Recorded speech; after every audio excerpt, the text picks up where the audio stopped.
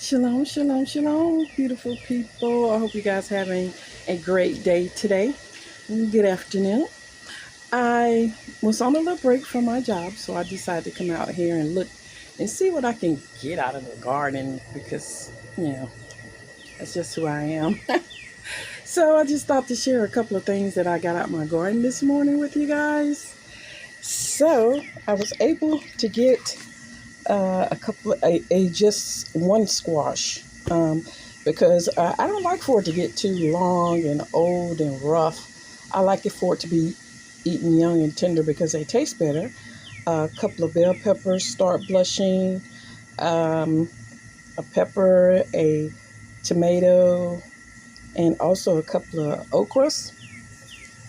So I am going to make me some okra water. Someone told me to try it, so I'm going to try okra water. I love okra anyway, but I'm going to try the okra water and see how it tastes.